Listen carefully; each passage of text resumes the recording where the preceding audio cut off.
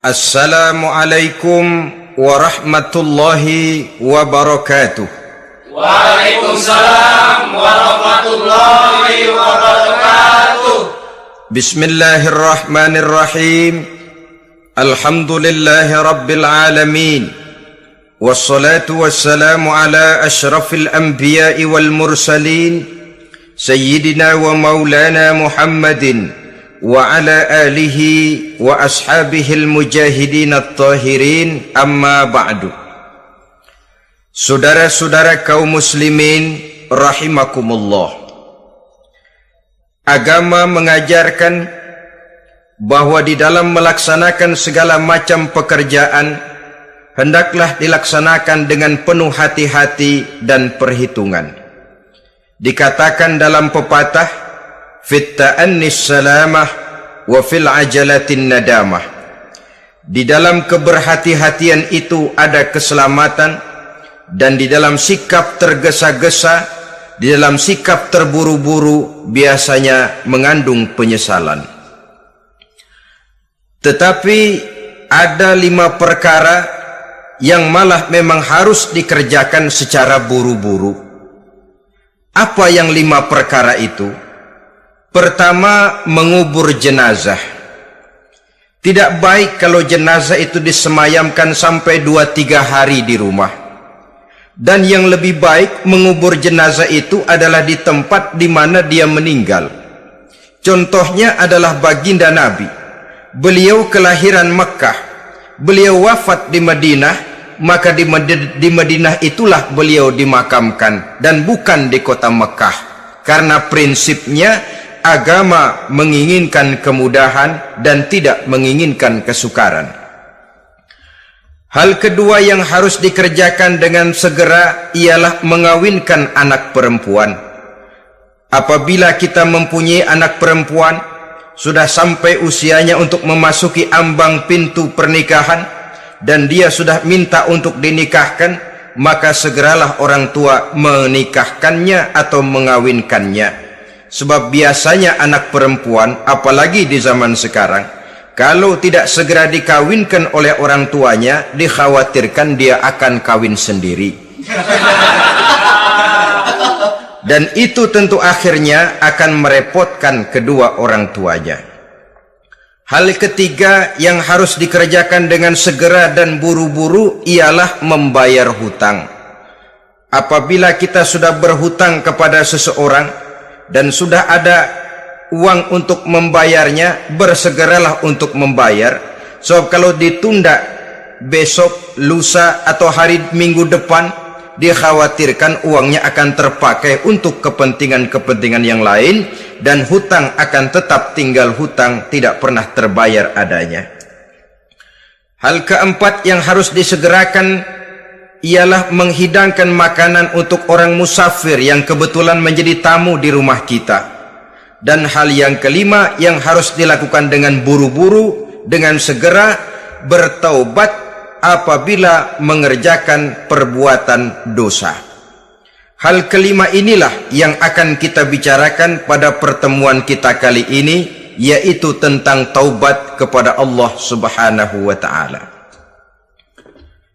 Taubat berasal dari kata-kata taba yatubu, yang isim masdarnya adalah taubatan. Artinya sama dengan roja'a yarji'u, ada yaudu, pulang atau kembali. Bertobat maksudnya kembali dari yang dilarang oleh Allah. Kalau dalam perjalanan hidup ini kita suka menerjang larangan-larangan Allah, melaksanakan apa-apa yang dilarang olehnya, maka taubat artinya meninggalkan larangan-larangan itu dan kembali kepada apa yang diperintah oleh Allah Subhanahu wa ta'ala. Kenapa taubat ini harus disegerakan? Karena makhluk bernama manusia ini sulit melepaskan diri dari dosa dan salah.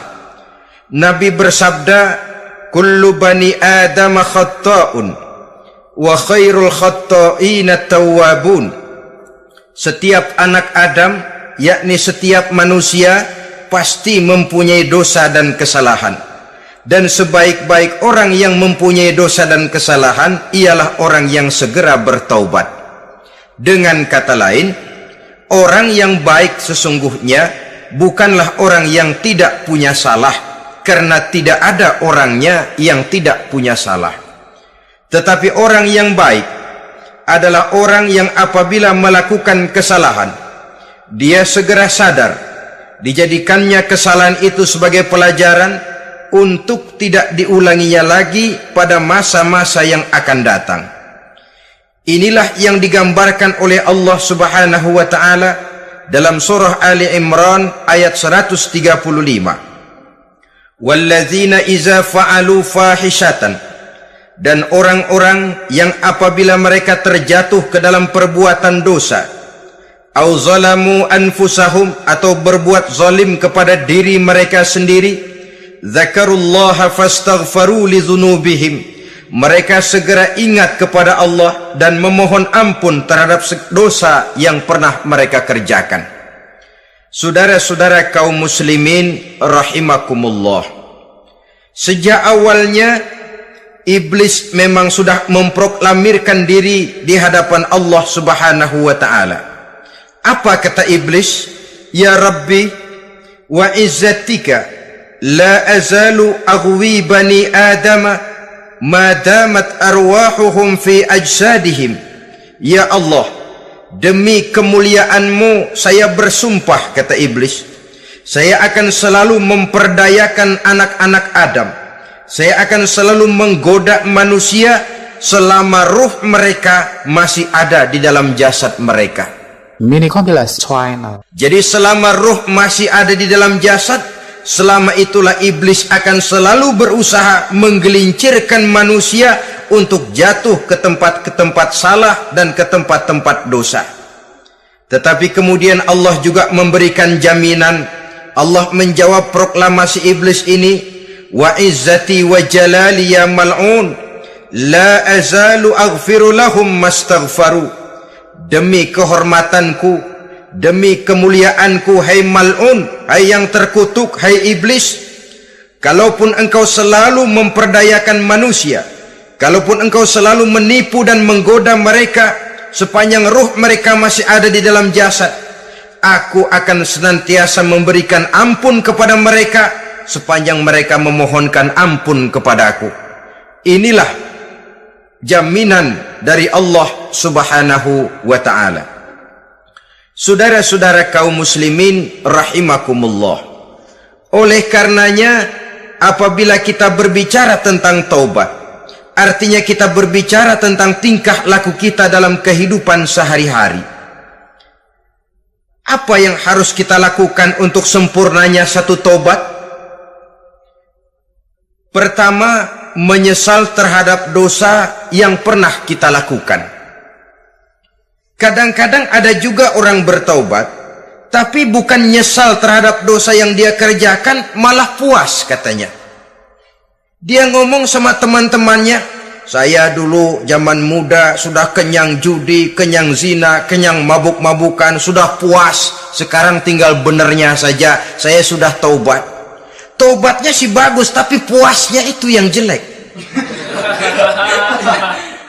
Kenapa harus dikatakan puas? Bukan puas, menyesal. Menyesal saya dulu. Kenapa hanyut terjebak dosa?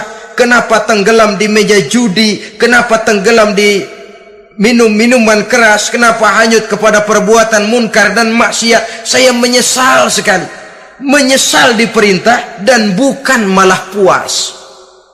Dari rasa menyesal ini nanti timbul hal yang kedua, yaitu berniat tidak akan mengulangi lagi perbuatan dosa. Kalau menyesal tapi masih diulangi lagi, itu belum taubat yang sebenarnya. Saya kapok, menyesal, tidak mau minum minuman keras lagi. Besok tidak ada minuman keras, malah pusing, nyari kesana kemari. Itu belum taubat yang sebenarnya. Jadi setelah menyesal, berniat tidak akan mengulangi lagi perbuatan dosa itu. Kalau menyesal tapi masih diulanginya lagi, itu sama saja dengan main-main. Saudara-saudara kaum muslimin rahimakumullah, Barangkali itu yang orang namakan dengan taubat sambal namanya. Kita kalau makan nasi pakai sambal, pedesnya bukan main, repot, marah, ngomel. Gila, sambal pedes bukan main, taubat sama sambal. Taubat sama sambal katanya. Tapi 2-3 hari kemudian dia makan lagi, nggak ada sambal, nyari. Kemarin sudah taubat, 2 hari kemudian malah nyari. Ini bukan taubat yang sebenarnya. Penyesalannya tidak diiringi dengan berniat untuk tidak mengulangi perbuatan dosa itu selama-lamanya. Saudara hadirin, kita sudah taubat, tidak mau lagi minum minuman keras. Datang teman, minum ya, nggak mau. Kenapa? Saya sudah taubat. Yang benar. Kalau dibayarin, tahu dah. Jadi rupanya taubatnya itu cuma karena nggak ada yang bayarin. Begitu datang yang bayarin, berangkat lagi. Itu belum lagi merupakan taubat yang sebenarnya. Begitu juga kita taubat dari meja judi. Pada waktu sudah bures, bangkrut, habis-habisan, mungkin menyesal, mungkin bertaubat. Inilah akibatnya judi, rumah tangga berantakan, harta boros, anak terlantar, uang tidak ada. Tobat, saya tidak mau lagi-lagi tenggelam di meja judi. Pada saat kondisinya bangkrut, itu yang diucapkan. Tapi 2-3 hari, 4-3 minggu, 1 bulan kemudian rezekinya banyak, makmur lagi, usahanya maju lagi, lupa lagi dia kepada ucapan sebelumnya. Akhirnya sedikit demi sedikit tenggelam kembali di meja judi. Ini pun belum merupakan taubat yang sebenarnya. Jadi untuk sempurnanya taubat, yang pertama menyesal terhadap dosa yang telah dilakukan, yang kedua berjanji tidak akan mengulangi lagi, kemudian yang ketiga meninggalkan perbuatan jahat itu untuk selama-lamanya. Dengan kata lain, kalau memang taubat tidak mau minum lagi, talak 3 itu minuman keras. Kalau memang niat tidak akan berjudi lagi, talak 3 itu segala macam bentuk perjudian, meninggalkan perbuatan jahat. Yang keempat, menunaikan semua fardu dan kewajiban. Sebab barangkali pada saat kita tenggelam dalam dosa, perintah-perintah Allah, jangankan yang sunnah, yang wajib saja sering kita lalaikan. Maka apabila diri telah berniat melaksanakan taubat, maka tunaikan semua kewajiban yang disyariatkan oleh agama kepada kita. Yang kelima, meminta halal kepada para lawannya dengan termasuk mengembalikan hak milik orang lain. Ini kalau menyangkut hukukul adamiyin atau hak-hak manusia. Jadi kalau kita berdosa kepada sesama manusia, Allah belum akan menerima taubat kita kalau kita belum minta maaf kepada yang bersangkutan. Adapun kalau kita sudah minta maaf tapi yang bersangkutan tidak mau memberikan maaf, itu urusan dia kepada Allah. Urusan kita adalah meminta maaf kepada yang bersangkutan. Hal yang keenam, mendidik atau melatih diri untuk bertaat kepada Allah. Sebagaimana kita dulunya telah melatih diri, memperturutkan diri untuk berbuat durhaka, lalu memperbaiki yang dimakan dan yang diminum. Itu juga merupakan ciri dari orang-orang yang melaksanakan taubat kepada Allah Subhanahu wa ta'ala. Kemudian apalagi memperbanyak istighfar di dalam kehidupan. Disabdakan oleh Nabi, inna likulli da'in dawa'un wa dawa'u zunubi al-istighfar. Sesungguhnya segala macam penyakit tentu ada obatnya, dan obat dari segala macam dosa adalah istighfar. Saudara-saudara kaum muslimin rahimakumullah. Jadi kalau yang terdahulu merupakan perbuatan-perbuatan konkret, maka yang terakhir ini taubat dalam bentuk ucapan berupa memperbanyak istighfar, memohonkan ampun kepada Allah Subhanahu wa ta'ala. Mari kita lihat dalam teladan hidup kita, manusia yang hatinya paling bersih tidak lain adalah Rasulullah sallallahu alaihi wasallam. Beliau sudah mendapat jaminan ampun dari seluruh dosa.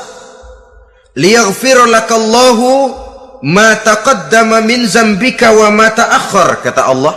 Muhammad, dosamu yang dahulu, dosamu yang sekarang, dosamu yang akan datang jikalau memang ada, seluruhnya sudah mendapat jaminan ampun dari Allah. Tetapi coba lihat dari sejarah perjalanan hidup yang mulia ini.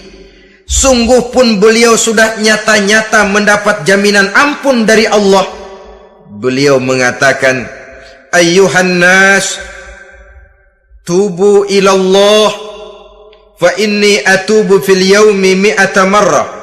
Wahai manusia, bertaubatlah kepada Allah, maka sesungguhnya saya, kata beliau, dalam satu hari bertaubat 100 kali kepada Allah. Dalam riwayat yang lain, sab'ina marrah, 70 kali beliau mengucapkan istighfar minimalnya dalam sehari semalam. Orang yang sudah nyata-nyata mendapat jaminan ampun dari Allah ini, satu hari satu malam istighfarnya minimal 70 kali. Apatah lagi kita yang nyata-nyata belum mendapat jaminan ampun dari Allah. Di dalam satu hadis diriwayatkan bahwa iblis laknatullah alaih pernah berkata, ahlaktun nasa bizzunubi wal ma'asi, aku rusak dan aku hancurkan kehidupan manusia dengan dosa dan dengan segala macam perbuatan maksiat. Iblis menghancurkan manusia dengan menanamkan kegemaran berbuat dosa dan menanamkan kesukaan untuk bergelimang dalam dunia maksiat. Tetapi kemudian iblis mengakui, wa ahlakuni bila ilaha illallah wal istighfar. Tetapi kemudian terbalik, manusia menghancurkan aku dengan kalimat la ilaha illallah dan dengan istighfar, yakni mengucapkan astaghfirullahalazim. Inilah senjata pemungkas menghadapi upaya iblis untuk menghancurkan manusia. Kalau iblis menghancurkan manusia dengan perbuatan dosa, dengan menenggelamkan manusia ke dalam perbuatan-perbuatan maksiat, hendaknya kita sadar, pada saat kita terdorong untuk melakukan perbuatan dosa, kita lalu sadar inilah perangkap iblis untuk membinasakan saya. Pada saat kita terjebak ke dalam perbuatan maksiat dan munkarat, ingatlah baik-baik, inilah perangkap iblis untuk merusak dan membinasakan saya. Maka hancurkan perangkap iblis, hancurkan tipu daya dan usaha iblis itu dengan apa? Dengan kalimat la ilaha illallah dan dengan memperbanyak istighfar. Falamma ra'aitu dzalik, ketika aku lihat hal itu, kata iblis, mereka hancurkan kita dengan dosa dan maksiat, dan kita hancurkan mereka dengan la ilaha illallah dan istighfar. Diamkah iblis? Puaskah iblis? Ternyata tidak. Apabila aku lihat usaha manusia itu, ahlaktuhum bil huda, ahlaktuhum bil hawa, wahum yahsabuna annahum muhtadun. Apabila mereka hancurkan aku dengan la ilaha illallah dan istighfar, maka aku kembali menghancurkan mereka dengan mempergunakan hawa nafsu, sehingga mereka menyangka bahwa mereka adalah orang-orang yang mendapat petunjuk.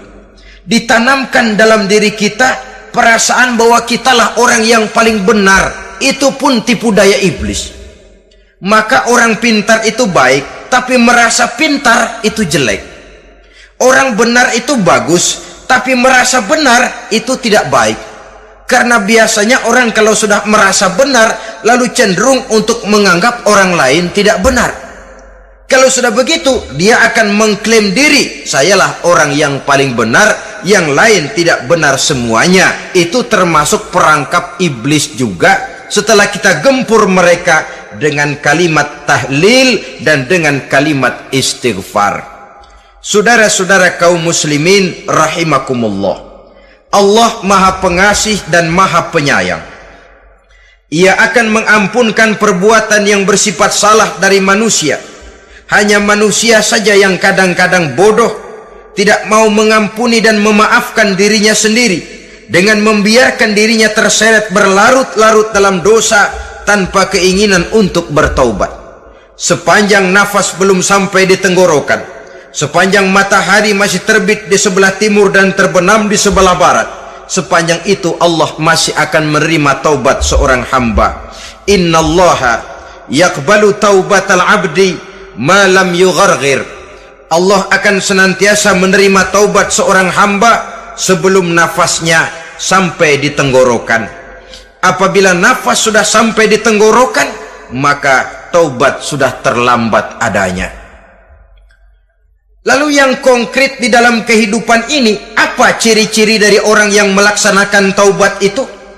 Seorang ahli hikmah berkata, pertama, orang yang taubat itu kelihatan bahwa dalam kehidupan ini dia mampu menjaga lidahnya dari ucapan yang berlebih-lebihan, dari ucapan yang tidak ada manfaatnya, dari ucapan yang mengandung dosa, namimah, mengadu domba, dan ucapan-ucapan yang merugikan orang lain.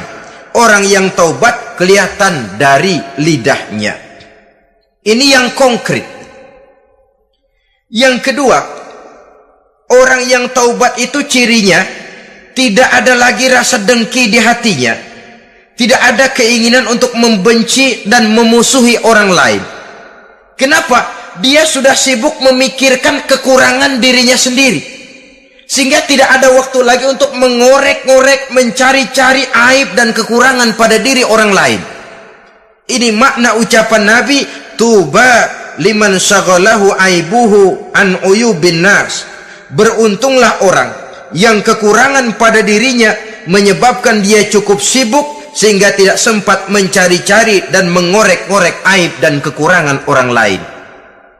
Berbeda dengan orang yang masih jauh dari sikap taubat, selalu berusaha mencari dan mengorek-ngorek kekurangan orang lain, sementara aib dan kekurangan dirinya diumpetin. Ini namanya ilmu kancil. Orang lain disorotin, dia ngaling, ngumpet. Kerjaannya apa? Monten orang lain saja. Dia sendiri tidak mau diponten dan tidak mau memonten dirinya. Akibatnya apa? Sikap introspeksi tidak ada. Sikap mawas diri hilang. Sikap melihat, bercermin terhadap pribadinya sendiri hilang. Yang ada cuma menilai orang lain saja. Jadi adapun orang yang sudah bertaubat ini, di hatinya tidak ada dengki.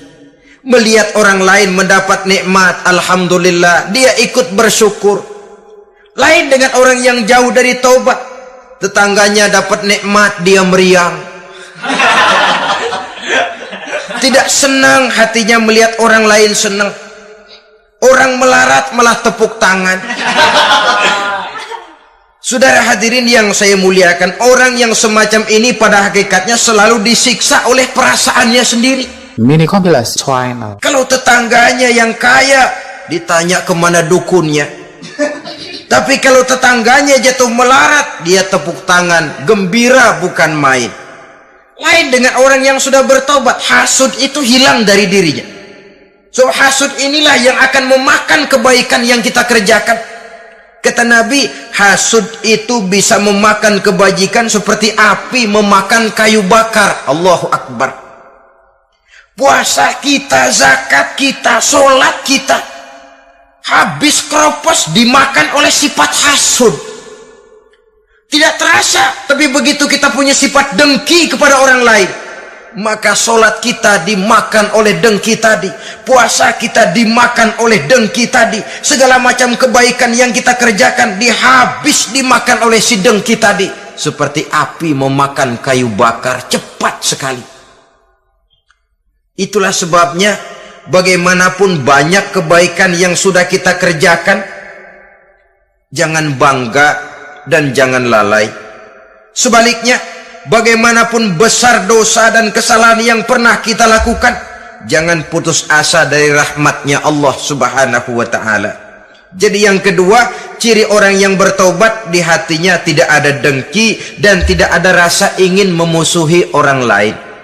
Dia berhadapan dengan setiap orang dengan modal husnuzon, baik sangka kepada Allah. Tidak a priori. Kadang-kadang ada orang ketemu saja baru tapi sudah punya rasa jelek. Diperturutkannya suudzonnya. Yang ketiga, ciri orang bertaubat itu menjauhkan diri dari pergaul dengan orang-orang jahat. Sebab kita tahu bahwa pergaulan sangat besar pengaruhnya dalam ikut membentuk kepribadian manusia.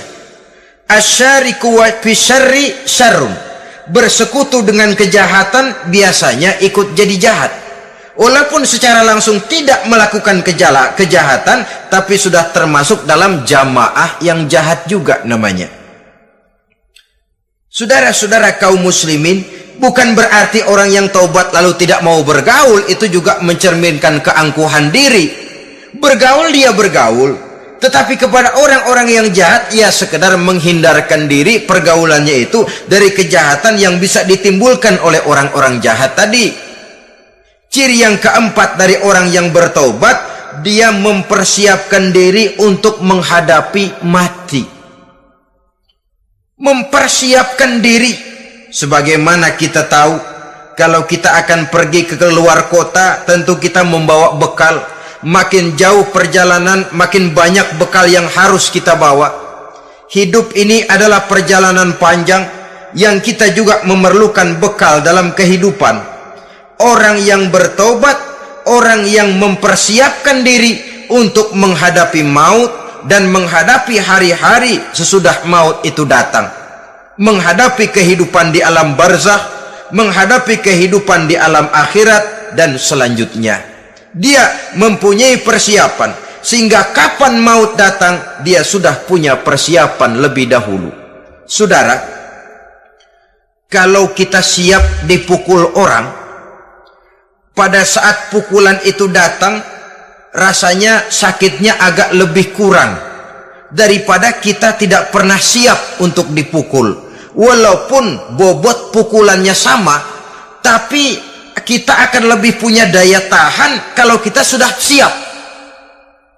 Oleh karena itu, orang yang bertobat, orang yang mempunyai persiapan untuk menghadapi mati. Tidak hanya untuk menghadapi mati, tapi juga menghadapi hidup di seberang kematian nanti. Maka karenanya dia sibuk dengan dunianya, tapi juga dia lebih sibuk dengan akhiratnya. Dia tenggelam dalam berbagai macam kesibukan dunia, lain saat dia memfanakan diri untuk membekali diri menghadapi kehidupan sesudah hidup yang sekarang ini. Ciri-ciri ini tentu akan kelihatan dari gerak hidup seseorang. Saudara-saudara kaum muslimin rahimakumullah. Jadi dengan kata lain, kalau kita kembali kepada surah Ali Imran ayat 135 tadi, apabila dalam kehidupan terjebak kita kepada perbuatan dosa atau zalim kepada diri sendiri, zakarullah, segeralah mengingat Allah, fastaghfaru li dzunubihim, dan segera memperbanyak istighfar, memohon ampun kepada Allah Subhanahu wa taala, sebab dosa dalam Islam hanya bisa ditebus dengan taubat. Bukan dengan uang, bukan dengan beras, bukan juga dengan piagam. Dosa dalam Islam hanya bisa ditebus dengan melaksanakan taubat kepada Allah. Dan untuk bertaubat tidak usah ngulur waktu. Besok saja, bulan depan saja, tahun depan saja, nanti saja kalau sudah agak sedikit tua. Ibarat diri kita ini kaca, kata Imam Ghazali, maka dosa adalah debu. Apabila kaca kena debu, sedikit nempel debu, lalu dilap, sedikit nempel debu, terus dilap lagi, insya Allah kaca akan tetap bersih. Tapi kalau kita menunggu debu sampai banyak, apalagi sampai berurat, berkarat, nanti akan sulit membersihkannya. Demikian hati manusia itu. Kalau sudah dihinggapi oleh dosa, ditumpuknya lagi, berkarat dosa dalam hati, biasanya berat untuk melaksanakan taubat. Untuk lebih meningkatkan pengertian kita tentang ciri dari orang-orang yang bertaubat, mari kita ikuti sebuah dialog yang pernah terjadi antara Rasul dengan para sahabat. Satu hari ketika sedang berkumpul dengan para sahabat, baginda Rasul bertanya, "Atadruna manit taib?" Saudara-saudara, tahu enggak saudara-saudara, siapa sebenarnya orang-orang yang bertaubat itu? Macam-macamlah jawaban para sahabat, tapi yang jelas akhirnya mereka berkata, Allahu wa rasuluhu a'lam. Allah dan Rasulnya yang lebih tahu siapa sebenarnya orang yang bertaubat itu. Atas jawaban ini, baginda Rasul lalu menegaskan, pertama, man taba wa lam yata'allamil ilma falaysa bitaibin. Siapa orang yang mengaku bertaubat kepada Allah, lalu dia tidak mau mencari ilmu, tidak mau belajar, falaysa bitaibin, maka dia belum termasuk orang yang bertaubat. Jadi di sini jelas bahwa bukan hanya dari dosa kita bertaubat, juga bertaubat dari kebodohan. Dalam arti tidak membiarkan diri kita bodoh terus menerus. Dengan bahasa anak sekarang, bodoh tapi betah.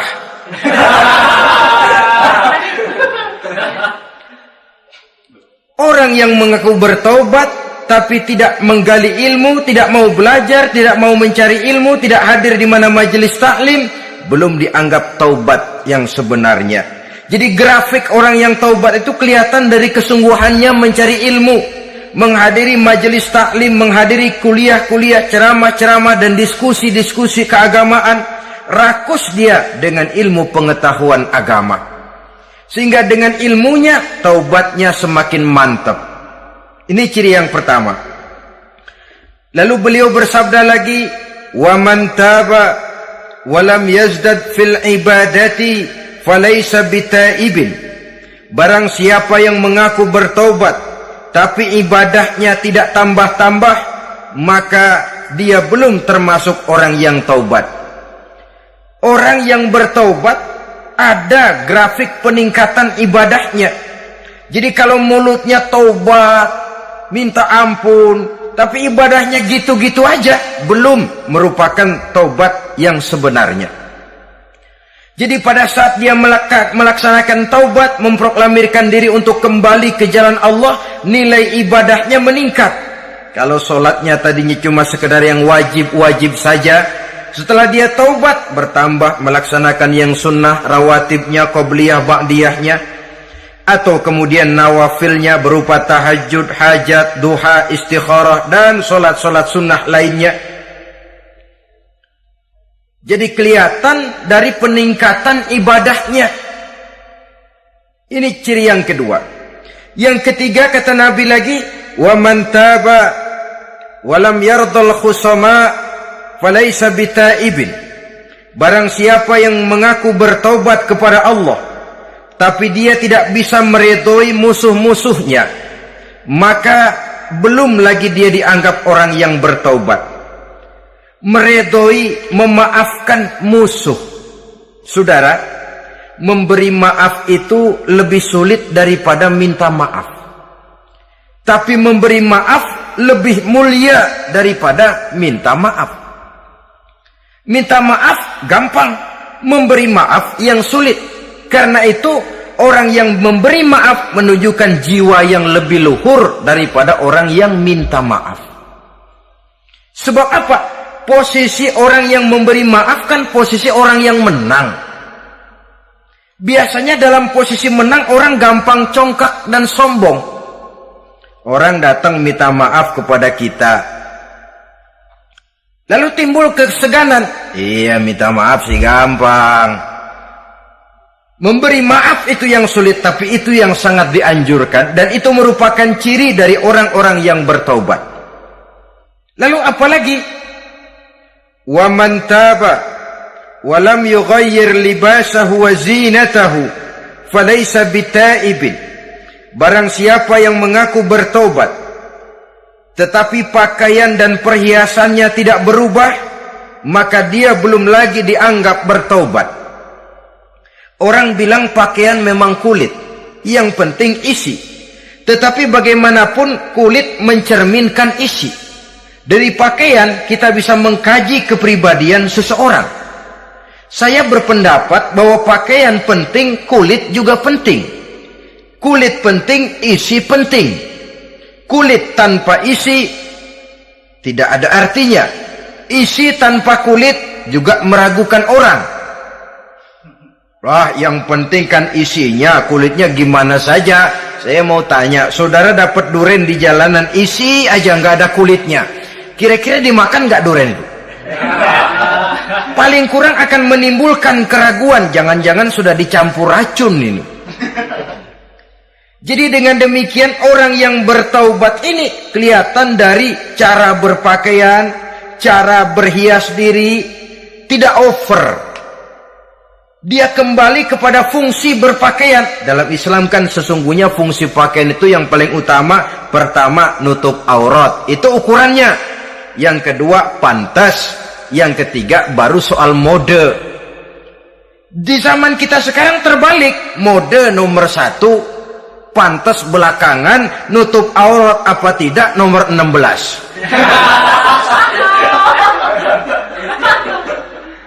Kalau sudah mode, kita kekurangan pertimbangan.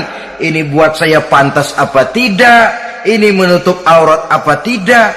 Kita balik, padahal fungsi berpakaian dalam Islam tujuan utamanya pertama nutup aurat. Biar modenya mutaakhir, ciptaan Pierre Cardin sekalipun, kalau memang tidak nutup aurat, ya hukumnya masih belum berpakaian. Atau juga ukuran yang kedua, pantas. Yang orang lain pantas kita pakai, belum tentu kita pantas. Kita kadang-kadang kehilangan pertimbangan. Lihat iklan bintang film memakai pakaian yang begini bagus, lalu kita pakai saja. Ya tentu namanya bintang film. Kadang-kadang pakaian untuk show dipakai buat kondangan, akhirnya habis sekampung orang nonton dia. Ya nggak pantas toh, nggak wajar. Saudara hadirin yang saya muliakan, orang yang bertobat kelihatan dari pakaian dan perhiasannya. Kalau sudah memakai perhiasan, ya sekedarnya saja. Tidak lalu dengan niat supaya orang tonton, supaya orang lihat, supaya orang tahu dia kaya, supaya timbul decak kagum, asal dia lihat orang lalu wah. Kalau sudah diwahi lalu senang. Saudara hadirin yang saya muliakan, kemudian kata Nabi lagi, wa man taba wa lam yubaddil ashabahu falaysa bitaibin. Siapa yang mengaku bertaubat tapi pergaulannya dari itu ke itu saja, seperti itu juga, tidak mengalami perubahan, maka dia belum lagi dianggap bertaubat. Kalau taubat kita dari judi, jangan bergaul lagi dengan penjudi. Dalam arti jangan berkumpul di majelis judi. Ah, saya sih udah tobat nggak main judi, tapi ngumpulnya di situ terus. Ya bagaimana? Pada akhirnya toh akan terseret juga. Saudara hadirin yang saya muliakan, jadi dengan demikian lingkungan juga sangat besar pengaruhnya dalam kriteria orang yang bertaubat. Selanjutnya Nabi bersabda, wa man taba walam yughayyir khuluquhu falaysa bitaibin. Siapa yang mengaku bertaubat tapi akhlaknya, budi pekertinya tidak mengalami perubahan, maka orang itu pun belum dianggap bertaubat. Ini juga konkret. Orang yang bertaubat kelihatan dari akhlaknya. Kalau kemarin sama orang tua songong, kurang ajar, nyelongcong, maka setelah taubat dia berakhlak kepada orang tua. Kalau kemarin kepada anak muda menindas, tidak senang kepada anak muda yang maju, setelah dia taubat, dia bisa menyayangi kepada anak-anak muda. Akhlak ini lain dengan adat, istiadat. Adat biasanya hanya memandang yang lahir, sedangkan akhlak zahir batin dipandang. Contoh, seorang anak muda kalau lewat di depan orang tua membungkukkan badan, menurut adat dia sudah sopan. Tapi menurut akhlak belum tentu berakhlak, tergantung kepada niatnya apa membungkukin badan, permisi apa ngina. Kan mungkin saja orang membukukan badan lewat di depan aki-aki karena menghina, sebab aki-aki itu badannya udah bungkuk. Jadi gerakan zohir yang baik, yang diiringi dengan niat yang baik, itulah cerminan daripada akhlak. Kalau adat terlepas dari soal niat, asal zohirnya sudah oke, menurut adat, oke dia beradat. Niatnya apa? Adat tidak pernah menilai. Maka orang yang bertaubat pun kelihatan dari akhlaknya, dan akhlak itu adalah keseluruhan tingkah hidup manusia. Cara berjalan ada akhlak, cara makan ada akhlak, cara duduk ada akhlak, cara tidur ada akhlak. Sehingga pantas ketika Siti Aisyah ditanya, Aisyah, Rasulullah itu akhlaknya apa sih? Beliau menjawab, karena Rasulullah khuluquhul Quran. Rasulullah itu akhlaknya Quran. Sehingga di kalangan ilmuwan lalu ada ungkapan bahwa Nabi Muhammad adalah Quran berjalan. Maksudnya seluruh konsepsi Quran sudah diterjemahkan dalam kehidupan Nabi. Maka tidak heran kalau Islam mengatur kehidupan manusia sejak yang sekecil-kecilnya sampai yang sebesar-besarnya. Cara berpakaian ada akhlaknya, kan begitu toh dalam Islam. Saudara diri di depan kaca, ngaca, ada akhlaknya, ada bacaannya. Allahumma kama hassanta khalqi fahassin khuluqi. Sampai saudara masuk ke dalam WC sekalipun ada akhlaknya. Karena akhlak adalah keseluruhan gerak hidup manusia. Orang yang bertobat kelihatan dari perubahan akhlaknya. Kemudian beliau bersabda, wa man taba wa lam yatwi firashahu wa bisatahu falaysa bitaibin. Siapa orang yang mengaku bertaubat tetapi dia tidak menggulung tempat tidur dan spraynya, maka dia belum dianggap bertaubat. Ini bahasa kinayah. Menggulung spray, melipat tempat tidur artinya lebih banyak ibadahnya daripada tidurnya. Kalau ngaku taubat tapi sehari 24 jam, 22 jam tidur, cuma 2 jam ibadah, ya belum mencapai kriteria itu. Dengan kata lain, orang apabila sudah memproklamirkan diri untuk taubat, menyingsingkan lengan baju, melipat spray, menggulung tempat tidur. Bukan berarti dia tidak tidur-tidur, tetapi bersiap diri untuk melaksanakan ibadah yang pada saat dia terjebak dalam dosa, sudah banyak ibadah yang ditinggalkannya. Saudara-saudara kaum muslimin rahimakumullah. Kemudian beliau bersabda pula, wa man taba wa lam yatasaddaq falaysa bitaibin. Barang siapa yang mengaku bertobat, kemudian dia tidak menyedekahkan karunia yang diberikan Allah kepadanya, maka taubatnya belum lagi dianggap taubat yang sebenarnya. Faman istabana minal abdi hazihil khisal fahuwa taibun haqqa. Apabila nyata tanda-tanda ini pada diri seorang hamba, maka barulah taubatnya dinamakan taubat yang sebenarnya. Jadi untuk taubat itu ada 2 jalan yang bisa kita tempuh. Pertama, taubat dengan lisan, taubat dengan ucapan. Dalam artian apa? Memperbanyak istighfar. Istighfar yang mana? Yang mana yang mungkin saja. Kalau waktunya sempit, ya istighfar yang pendek-pendek. Astaghfirullah, astaghfirullah, astaghfirullah.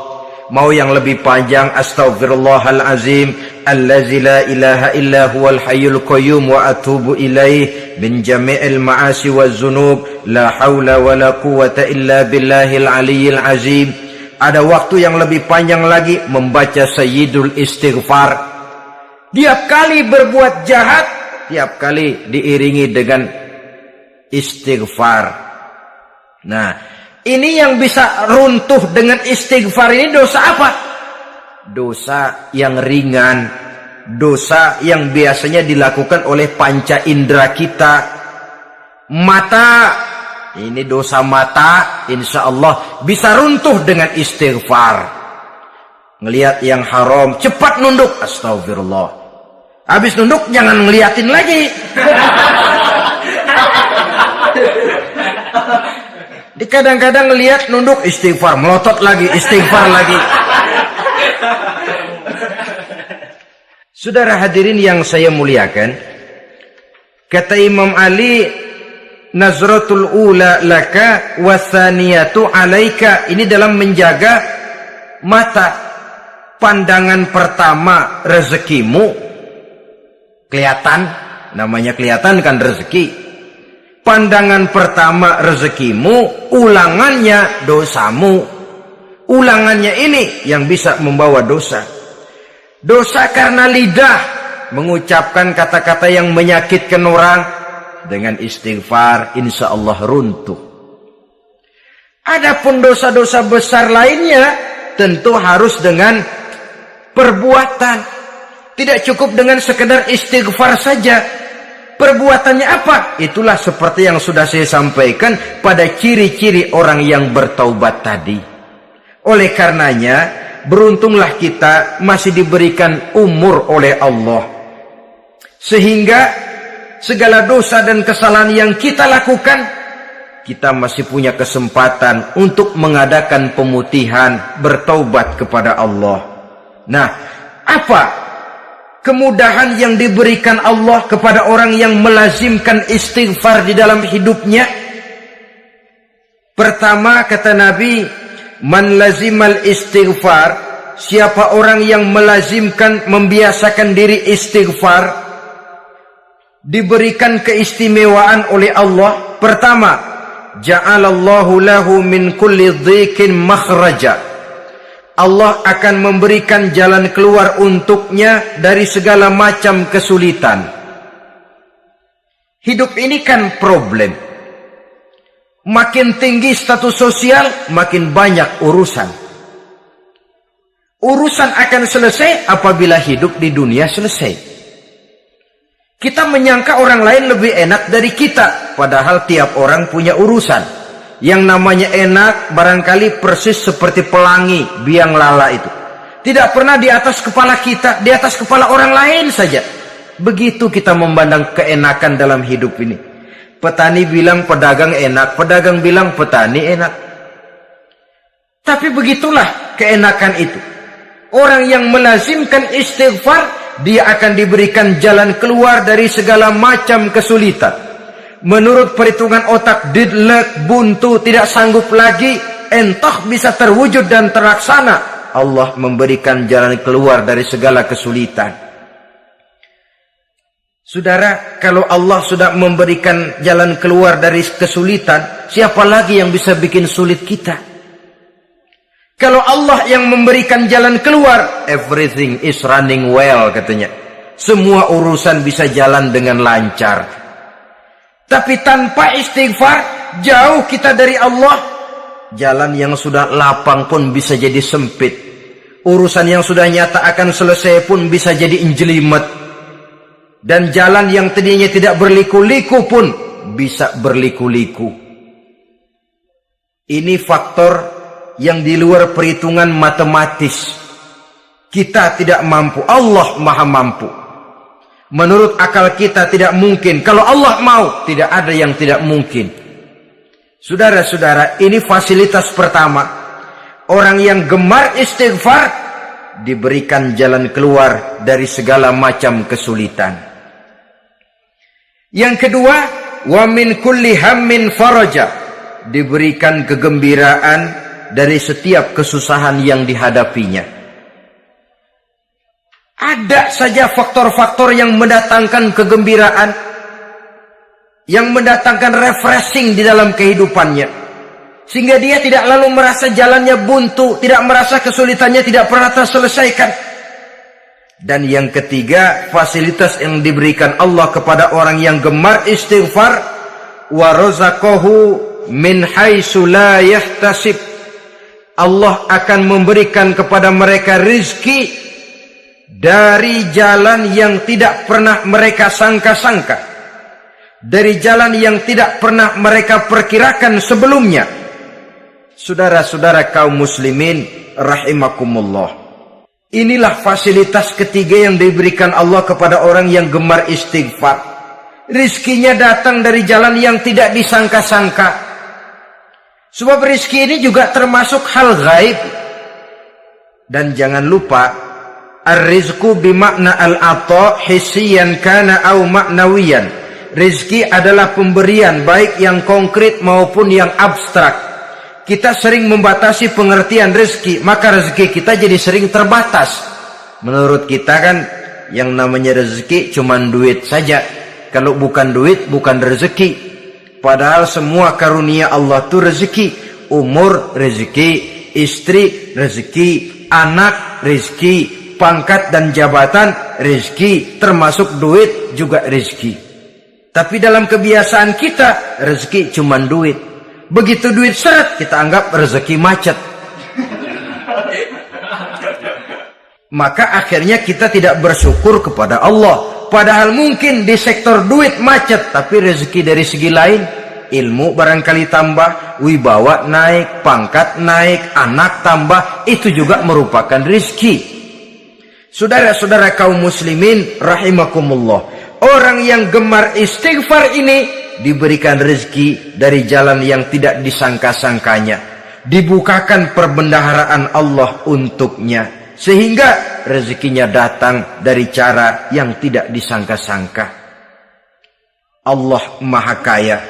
Kalau Dia mau, la mani'a lima a'taita wa la mu'tiya lima mana'ta. Tidak satu kekuatan pun yang mampu mencegah apa yang hendak diberikan Allah.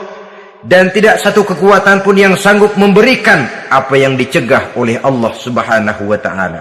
Ini keistimewaan yang diberikan Allah kepada mereka yang gemar beristighfar di dalam kehidupan ini. Jangan lagi berpikir, gua sih nggak punya dosa, istighfar amat. Sombong, saudara-saudara. Manusia itu lebih baik merasa banyak dosa daripada merasa tidak punya dosa.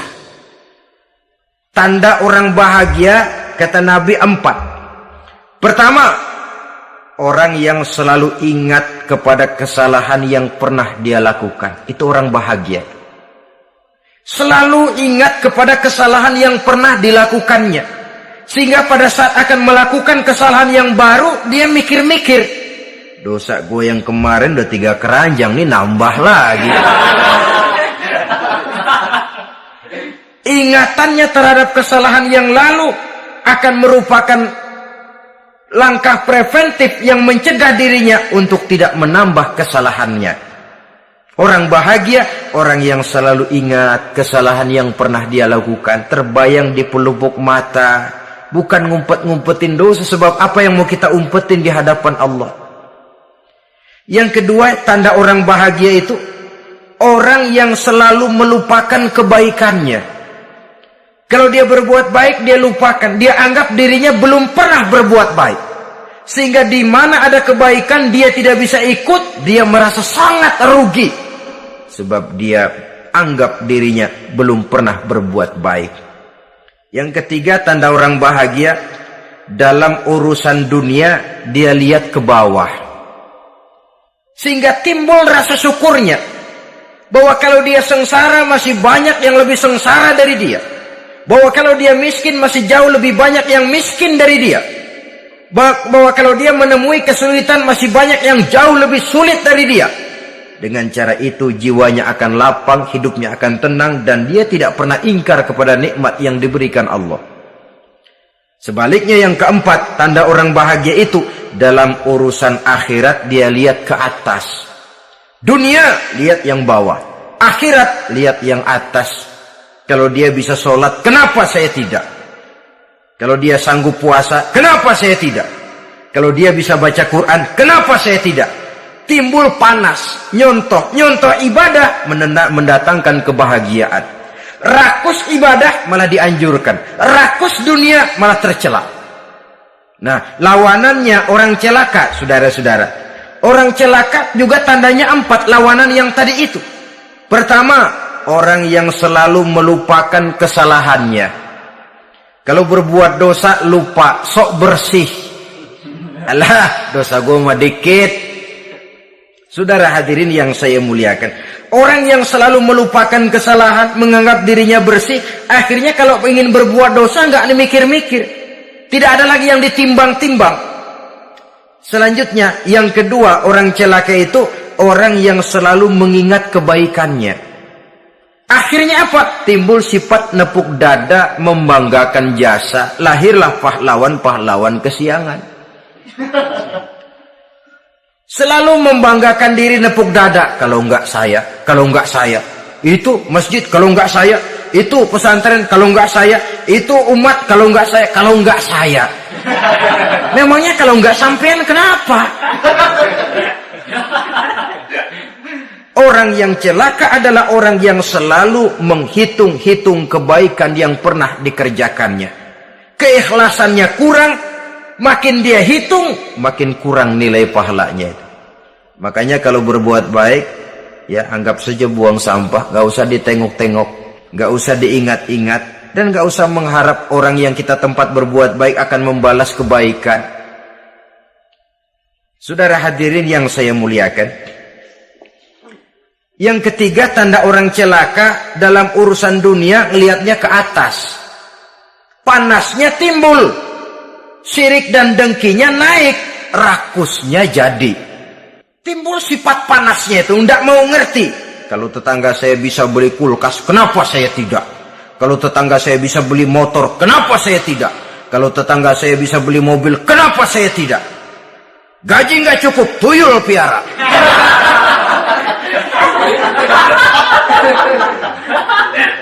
Orang itu kalau sudah didorong oleh rakus kan bisa jadi menghalalkan segala macam cara untuk mencapai tujuan. Dibakar oleh sifat tamak dan rakus bin serakah. Nah, kalau sudah didorong oleh rasa rakus, yang segera tersingkir pertama rasa malu. Orang kalau sudah rakus nggak ada malunya, rasa malunya hilang. Padahal syarat jadi orang itu kan kalau punya rasa malu. Nggak punya rasa malu, kurang syarat jadi orang. Akan bagaimana jadinya masyarakat, bahkan bangsa dan negara, kalau rakyatnya sudah tidak punya rasa malu. Yang kedua, rasa takut hilang, terutama takut kepada Allah. Sirna sama sekali. Sudah tujuan menghalalkan cara. Yang keempat, tanda orang celaka dalam urusan akhirat, lihatnya malah ke bawah. Kenapa kamu enggak sholat? Itu bapak anu yang tuaan? Enggak, saya enggak lagi. Kenapa ngelihatnya mesti kepada yang begitu? Sehingga lalu tidak ada gairah untuk mencontoh. Saudara-saudara kaum muslimin rahimakumullah, walaupun serba singkat oleh karena terbatasnya ruang pembicaraan ini, mudah-mudahan bisa memberikan gambaran sepintas tentang ciri-ciri orang yang bertaubat. Dengan harapan, marilah kita menjadi orang yang bertaubat sebenarnya, dengan ciri menyesal terhadap dosa yang pernah kita lakukan, meninggalkan perbuatan jahat, dan berjanji tidak akan mengulangi lagi perbuatan jahat itu. Kalau dia menyangkut hak-hak manusia, maka hak itu harus kita kembalikan, dan kepada yang bersangkutan kita harus meminta maaf. Apabila ditambah dengan kegiatan lisan, memperbanyak istighfar dalam kesempatan yang mungkin di sepanjang perjalanan hidup ini. Ini sajalah yang kita bicarakan pada pertemuan kali ini. Terima kasih atas segala perhatian. Mohon maaf atas segala kekurangan. Usikum wa nafsi bitaqwallah. Wassalamualaikum warahmatullahi wabarakatuh.